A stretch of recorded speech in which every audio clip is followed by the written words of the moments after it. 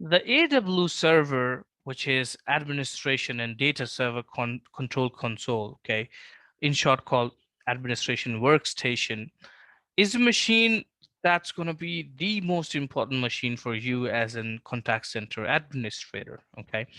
Because it provides an interface for you to log in to do configurations to the UCCE or PCCE environment, right? Uh, it includes a copy of the configuration from the logger, and it also receives updates from the central controller to keep the database in sync. So it's in uh, conversation with the router, the call router, and the logger as well.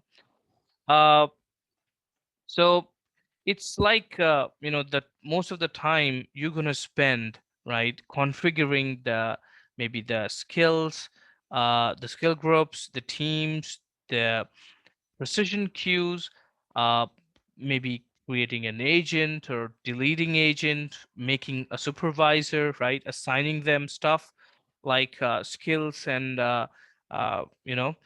attributes. These all are done with administration workstation, the AW. Okay. Uh, AW has got multiple way of getting it installed. All right, uh, in combination in different ways. Okay, it can be installed with or without a database. Okay, administration server, the AW, and the real-time data server is called the AW, just the AW. Okay, if you have it with HDS, historical database, okay, uh, and the DDS, okay, the detailed data server, then it'll be called AW-HDS-DDS, okay? Or if you have got historical data server and detailed data server together, HDS-DDS, okay? So, uh, and when we talk about the redundancy of this server, they are not redundant, okay? So the point to be noted, we talked about call router, we talked about the logger, and we did talk about their redundancy. But when it comes to the AW server, they are not in redundant. They're not redundant in fashion. Uh, Now, I also would like to talk about the administration client, formerly known as the client AW. Okay, uh, that's where you can basically create multiple client AWs for different administrators to log in and make the configuration changes.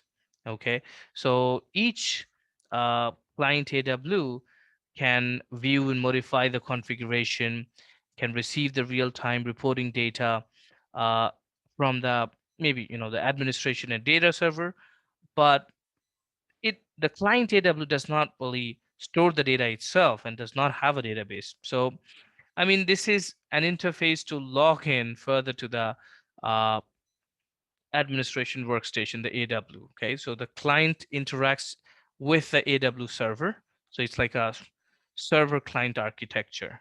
So now let me go ahead and log into the AW server for you.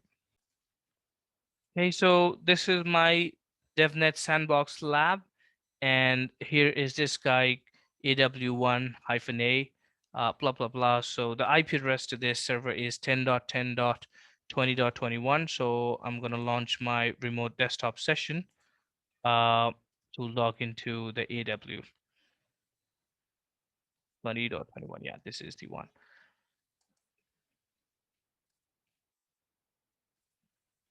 Right, it prompted me for the password. I know it's right there. Let me try that. Okay, yes, it's secure. There you go.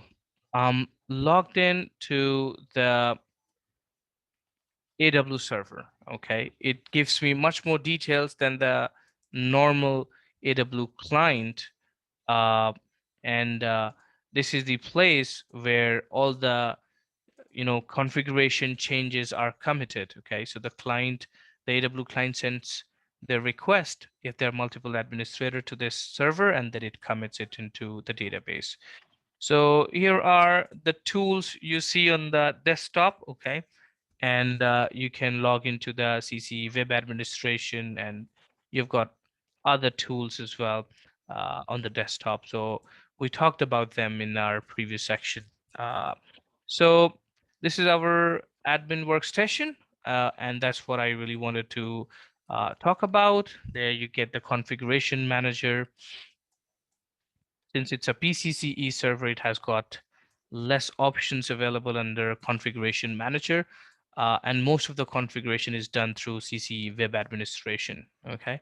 Had it been the UCC enterprise, you would see a lot many options right here under the configuration manager. So, you do not see many stuff that you would otherwise see in the UCC environment, in PCC environment.